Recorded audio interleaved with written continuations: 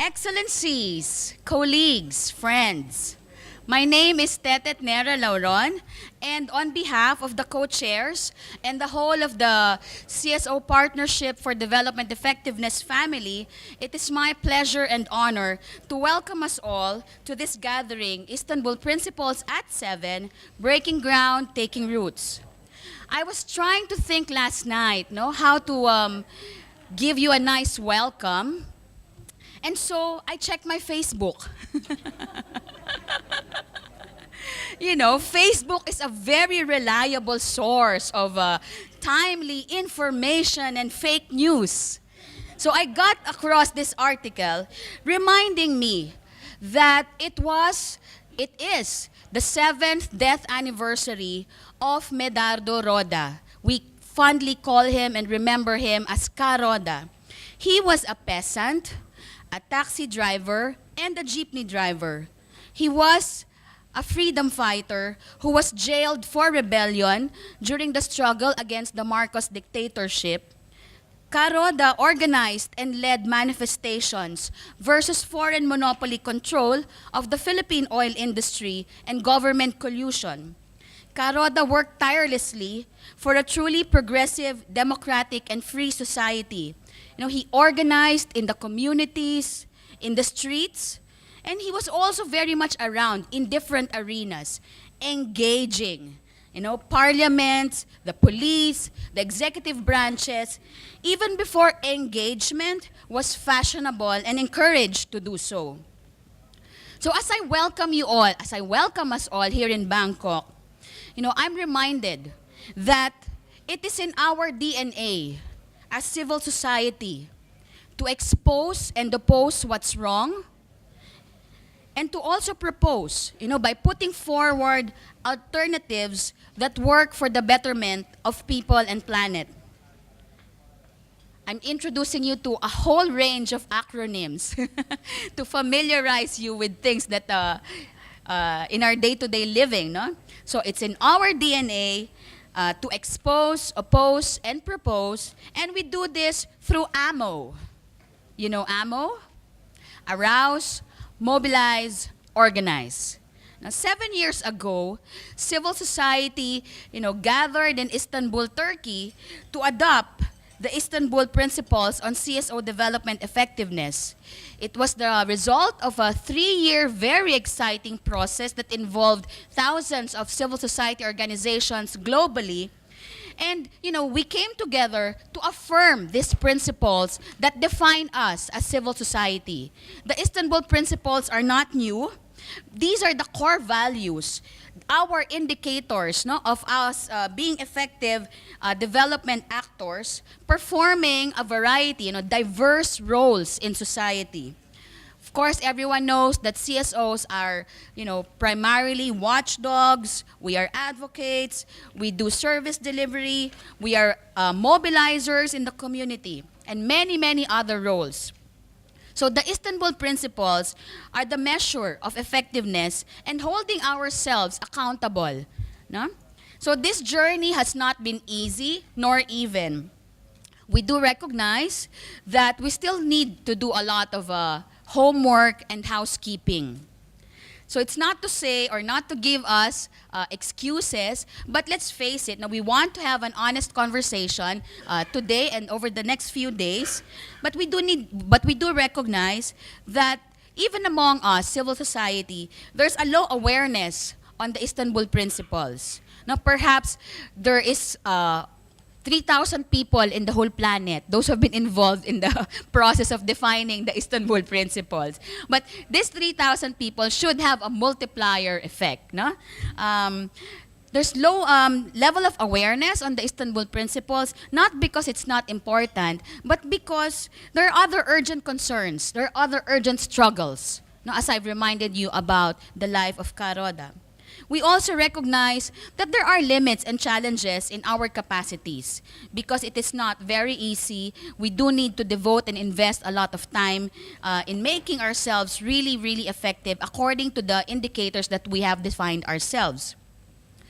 And then, of course, we come to the issue of the external environment, the lack of enabling environment, not as an excuse, no, but as a reality check that there are external barriers to achieving and improving on our practice. For instance, how do we now make good on the Istanbul Principle promoting people's empowerment and participation when most of our organizations are not even recognized by our own governments? Now, we do know that in many countries, governments still do pick and choose. They talk to civil society that they want to talk to. And usually, those with more critical voices are not given that opportunity. How do we now push for environmental sustainability, which is, another Istanbul principle, when there are laws and programs that allow foreign mining corporations, land conversion activities by governments in collusion with the foreign corporations? How do we now promote and uphold human rights when we ourselves are moving targets? No? We are put under surveillance. Many of us have been intimidated, and a lot more are being killed and arrested. So how do we now make good on equitable partnerships when we ourselves, CSOs, North and South, we do have a lot of homework to do? So 7 is usually a milestone in this part of the world. Now, we celebrate the 7th birthday. It's a coming of age sort of thing. It signals some kind of maturity that after 7 years, we are ready to take on new challenges and ready to do new adventures. So it's my honor to welcome us all. Let's continue to break ground, take root, and bear fruit. So welcome, everyone, to Istanbul at 7, breaking ground and taking roots.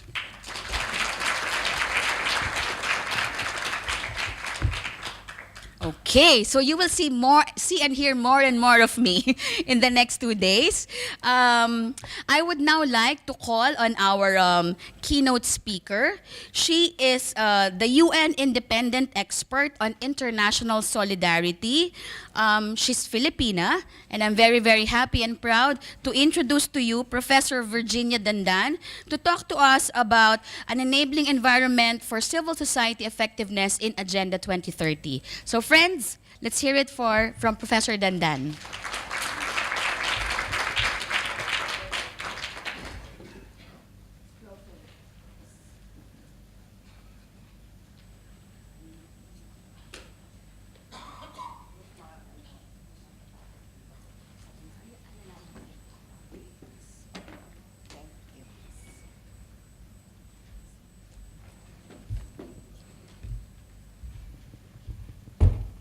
Good morning. Magandang umaga, that's good morning in our language, and mabuhay. It gives me great pleasure to be here with you today, and my many thanks to the organizers, particularly Tetet, and I have to fix my mic.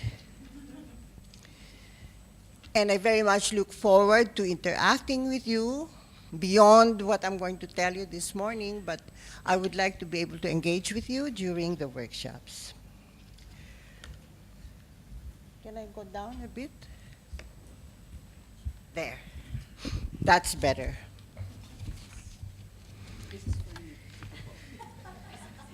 Pwede natin kayo. There, that's better. Thank you, Tetet.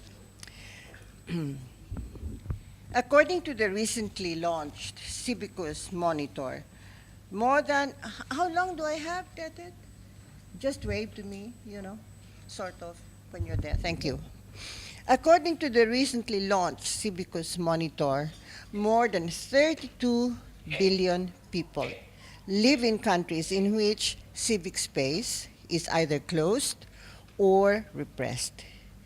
This means that the scope for citizen action is restricted and getting worse in much of the world, including in some countries where you least expect this to happen. The Civil Society Europe, which is an organization, published a survey report in October 2016 aimed at assessing civil society's perception and confidence in key civic space freedoms, such as freedom of assembly, association, and expression, as well as their views on key challenges and political trends.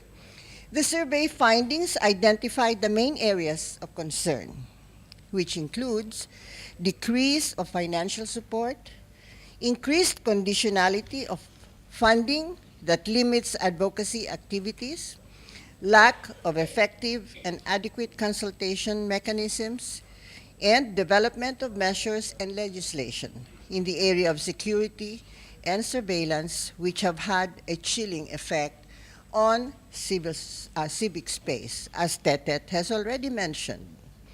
The chair of the civil society group has even acknowledged that while the shrinking civic space is less of an issue for Europe as compared with other parts of the world, for example, our region, evidence shows that the operating context for civil society are becoming more challenging, even in European member states. I wonder if a similar study has been held or is being held in our own region here in Asia Pacific, and if so, do these main areas of concern also hold true? I ask because such a study would be a great starting point for discussions at this conference. In its absence, what could serve as an alternative starting point then?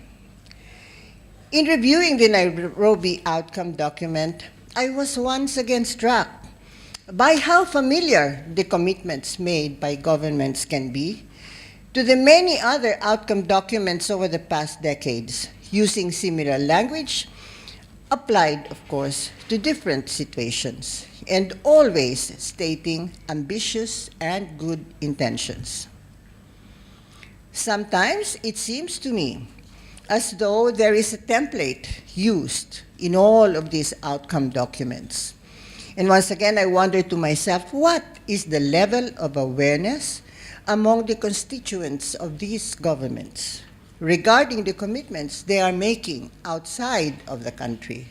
Don't you ever wonder sometimes? Pardon the touch of cynicism, but having been in the UN system for so long, as an independent human rights specialist, mind you, I am not in the employ of the UN, my exposure to the realities of how governments can put their best foot forward, then turn around and forget all about their commitments, or even worse, go against their own pledges. This has taught me not to be too optimistic about the so-called commitments. So, why am I still around, working on human rights of all things? I'm not even a lawyer, and I therefore cannot invoke that I'm still here because of my profession. My first discipline, after all, is in the arts. I am an artist, alongside my calling in social development, to social development. What gives me hope is that the Nairobi Outcome Document, for example, like the Busan Partnership for Development, also carries the commitments of other stakeholders, particularly civil society organizations or CSOs like you. I'm certain that many of you must have been in Nairobi in December last year. I wasn't. If today many governments acknowledge and recognize the valuable work done by CSO, why then is civic space shrinking? From my own experience of dealing with states at the UN, those in power are wary of activism by NGOs, and the less experienced governments continue to hold the stereotypical view that CSOs are the natural enemies of government. A more recently emerged factor, of course, is that governments are fearful of terrorists in the guise of CSOs. Let me quote paragraph 18 of the Nairobi Outcome Document Principle and this preamble, and this is very important to remember. And I quote, "We recognize, we meaning governments, the importance of civil society in sustainable development and in leaving no one behind, in engaging with governments to uphold their commitments, and in being development actors in their own right. we are determined to reverse the trend of the shrinking civic space wherever it is taking place, and to build a positive environment for sustainable development, peaceful societies, accountable governance, and achievements of the SDGs and the 2030 Agenda. We commit to accelerating progress in providing an enabling environment for civil society, including in legal and regulatory terms in line with internationally agreed rights.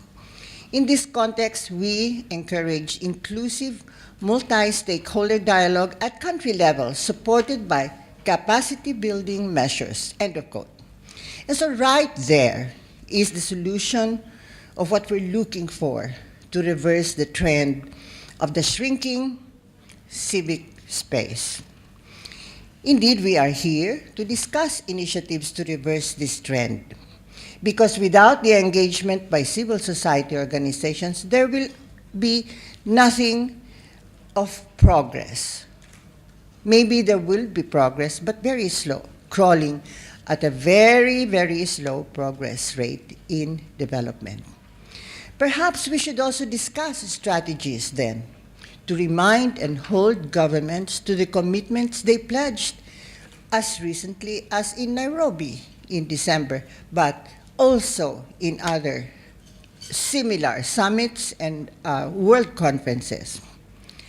Allow me at this point to introduce to you the mandate of human rights and international solidarity, for which I am presently the incumbent independent expert.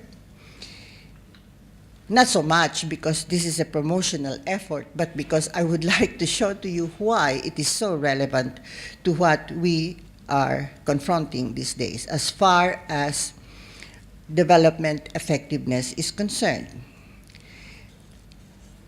The independence expert's original mandate is contained in several United Nations Human Rights Council resolutions, among them requesting the independent expert, quote, to prepare a draft declaration on the right of peoples and individuals to international solidarity, develop guidelines, standards, norms, and principles with a view to promoting and protecting that right by addressing inter alia, that's a nice phrase, inter alia, existing and emerging obstacles to the realization of this right. In addition, the independent expert is also requested to take into account the outcomes of all major UN and other global summits and ministerial meetings in the economic and social fields, and seek the views and contributions from governments, UN agencies, other relevant international organizations, and NGOs. This will sort of introduce to you the depth of my involvement in studying the commitments made at important UN gatherings. I am the second independent expert of human rights and international solidarity, and my predecessor, the first independent expert, was a lawyer from Indonesia, so it's the same part of the world. I have completed the process of crafting the draft declaration, conducting regional consultations on the draft, and I'm glad to see one of the ladies who was present at the regional consultation in Panama, Susanna, working with an expert group of lawyers to revise the document, and it is now finally ready for submission to the Council, the Human Rights Council, in June this year. Presently, as I speak, the draft declaration is being translated into the UN languages in preparation for my presentation in June, and it will be forwarded to the General Assembly for adoption.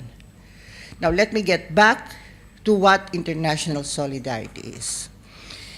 The draft declaration says that international solidarity is the expression of a spirit of unity among individuals, peoples, states, and international organizations, encompassing the union of interests, purposes, and actions, and the recognition of different needs and rights to achieve common goals.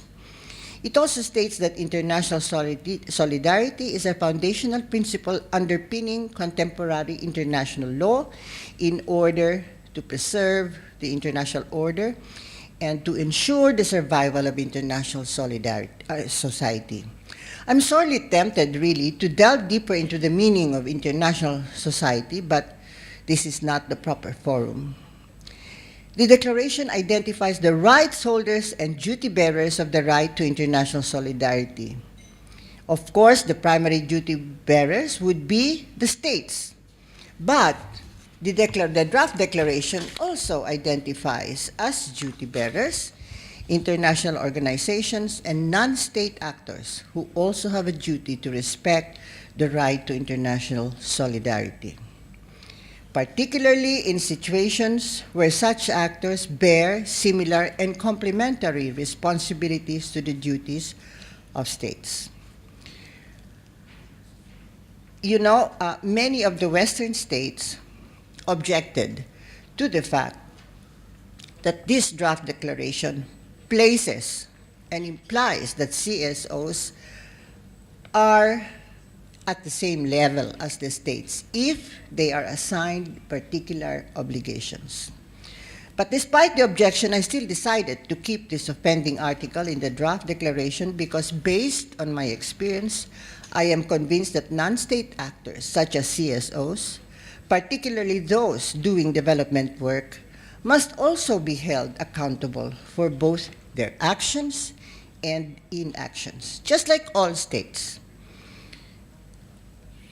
Not only for the impact on the exercise of human rights on peoples and individuals of what they do, but also for the consequences of what they fail to do. In fact, NGOs were the ones who encouraged me to put this accountability right in the declaration in black and white. This is the first time that any United Nations document identifies the obligations of NGOs. In September last year, I visited Norway, and the main purpose of the visit was to observe the integration of human rights into the design and implementation of Norway's international development cooperation, and the impact of its long-standing commitment to development assistance on the promotion and protection of human rights. I did a similar visit to Morocco and to Brazil, doing the same thing with the same purpose. And I engaged not only with government agencies, but more importantly, with NGOs based in these countries. These country visits were not the usual fact-finding visits done by special rapporteurs and independent experts. My visits are targeted at studying how governments design policy and act legislative and administrative measures relating to their duty to engage in international cooperation. My visits and in my engagement with state agencies and CSOs provided me with valuable insights regarding their development practices, their best practices, and the challenges they are trying to overcome. These engagements and first-hand observations of policy and practice within countries and across their borders were the sources that gave rise to the many aspects that eventually provided flesh to the draft declaration on the right to international solidarity. However, I also observed that these countries I visited apparently confronted a common challenge, and that is they have to contend with difficulties in assessing and evaluating the effectiveness of their development practices, whether as donor partner or as recipient partner. And I'll come back to this a little bit later on. Don't worry, I'm almost done, Tetet. The draft declaration contains provisions that embody the Istanbul Principles, expressed in the language of rights, and to wit, human rights and social justice, gender equality, empowerment. I don't need to go through the principles. You know this by heart. At least I hope so. Since we do not have time for going deeper into it, let me at least suggest to you a starting point from which you might be able to determine whether or not you are moving forward or backward or not at all. in your development effectiveness? Indeed, how do you translate the Istanbul Principles from abstraction into concrete action and then determine whether or not you are progressing? I know many of you are doing all this, and the literature richly provide evidence for that.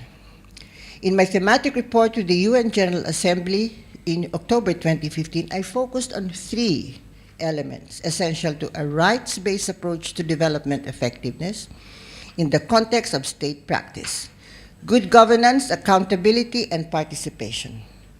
I suggest we consider these elements to see if they are applicable as well to evaluating the development practices aligned with the Istanbul Principles as practiced by civil society.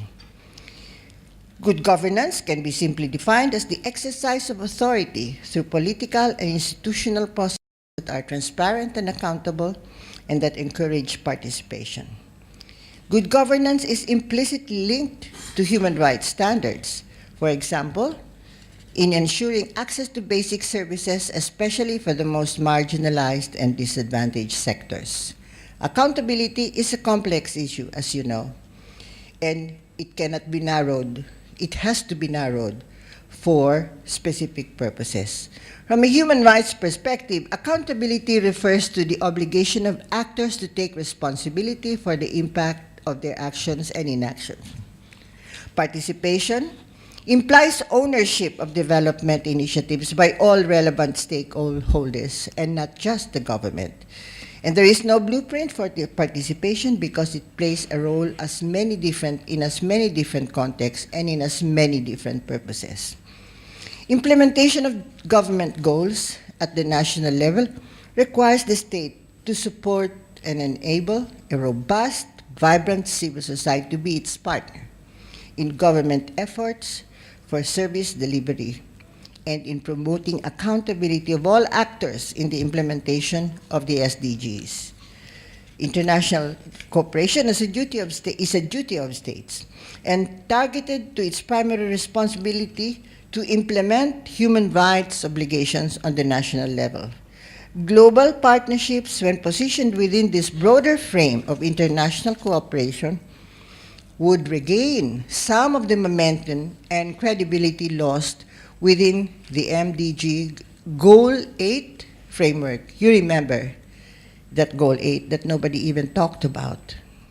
My challenge to you is to try and see how good governance, accountability, and participation, which are originally targeted as indices of development effectiveness of states, can be similarly applicable in the development practice of CSOs and subsequently in monitoring and evaluating progress in development effectiveness.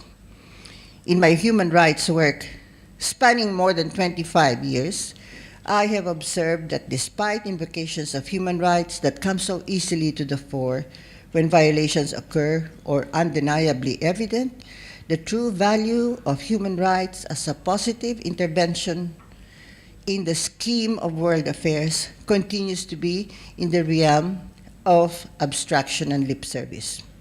Recognizing that we have been remiss in this regard would be a genuine paradigm shift, and taking corrective action would be indeed the one transformative shift that would positively affect development effectiveness. I'm making a case for an informed, consistent, rights-based approach in implementing the Istanbul Principles, and I look forward to your positive response. Thank you. Maraming salamat po.